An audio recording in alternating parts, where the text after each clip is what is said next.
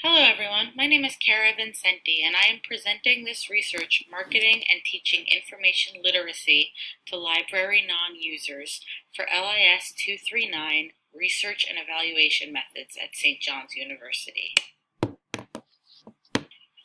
I grew up in a small town on Long Island and find myself deeply troubled by how easily adult members of my community fall victim to fake news and how quickly they are to believe the lies of misinformation.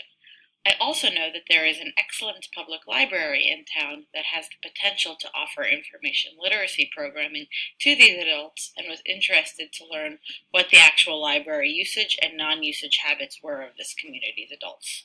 Finally, I'm interested to know what the most effective marketing strategies are to reach this particular group of people and whether or not a not-for-profit, sell-nothing establishment such as the public library could be marketed successfully to these individuals. I broke my literature review down into 4 sections that I wanted to explore: users versus non-users of the public library, exploring the psychology behind fake news, providing information literacy programs at public libraries, and marketing the public library. Each topic had at least one work that I used as the foundation for each section, and I listed those 4 works here on slide 3. I cannot state enough how helpful and insightful the research conducted by the Pew Research Center was. This study and write-up written by John Horrigan really helped shape and inform the rest of this research project and gave me ideas on how to proceed.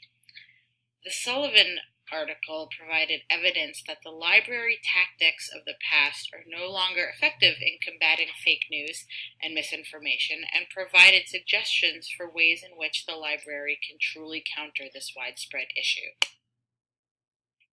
What remains to be done is some quantitative data collection and analysis on demographics, news, and information consumption habits and attitude towards the library by users and non-users alike to get a sense of correlating trends.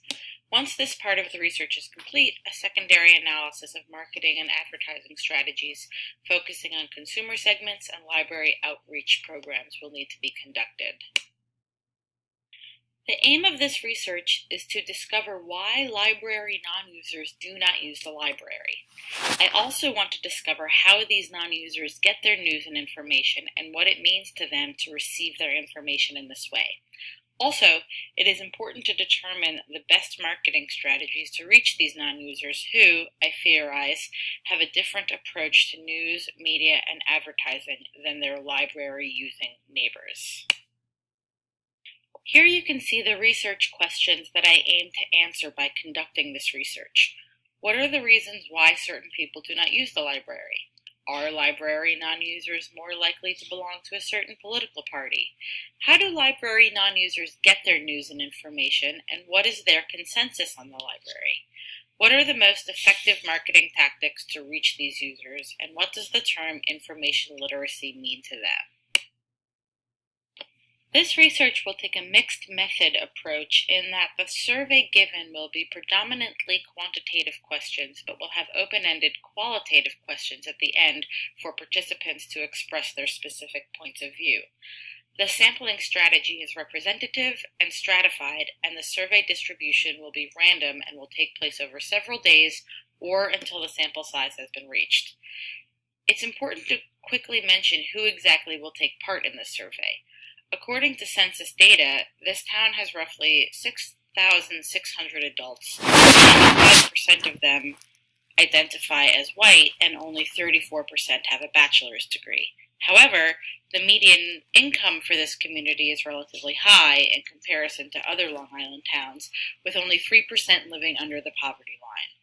The sample calls for 360 participants, but since there is no way of knowing beforehand how many library users and non-users there are, I will try to survey double that amount so that there is a greater chance of having more non-user participants.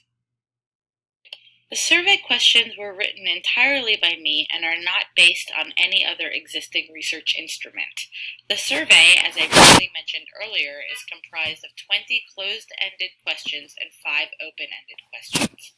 The questions are generally multiple choice or Likert scale type questions, and the open-ended ones require a sentence or two. The survey will be administered at places around the town, such as the bank, hardware store, local 7-Eleven, and grocery store. Obviously, since human participants are involved, there are a number of ethical considerations to keep in mind. Anonymity and informed consent, along with the assurity that the research instruments will never be used for other research and will never leave the position of the researcher, will be expressly indicated to the survey participants. There are several limitations that come with surveying this particular population with this particular research aim and instrument in place. I've listed them here briefly, but we'll touch on the most important limitations as I see them. There is no guarantee that people who do not use the library for whatever reason will participate in a survey relating to and essentially administered in conjunction with that library. It's like if you are a vegetarian and someone asks you to take a survey about steak. Whatever your reservations are for not eating meat, it is unlikely that you would be willing to take part in that steak survey.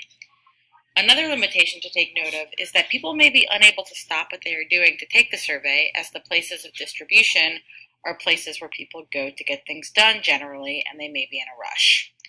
Also, there is the potential for a perceived bias about the researcher's intentions based on their outward appearance, perceived age, and perceived political leanings. And lastly, the survey lends itself to subjective answering. What that means is participants may answer the way they believe they are supposed to answer, or in a way that they think will show them in a better light. This is a thing that can happen when people are asked to fill out a survey about their personal behaviors and actions. It is clear that there is a lack of true empirical research on why people do not use the library, and there is almost no research regarding the information consumption habits, critical information literacy skills, and relationship to news and media of library non-users, and therefore it is clear that the research proposed in this study will offer a previously non-existent glimpse into the library non-user. Justification for this research is evidenced by the perpetually growing issue of fake news and the public library's unique capacity to combat this through innovative marketing and engaging by providing involved and original information literacy programming. Possible outcomes include a rise in library patronage and a more informed, literate citizen base in suburban towns who know how to avoid falling into the traps of misinformation. This study will benefit LIS scholarship and practice by providing the data and research necessary to potentially conquer the elusive library non-user. Thank you for your time and attention, and I look forward to seeing everyone else's presentation.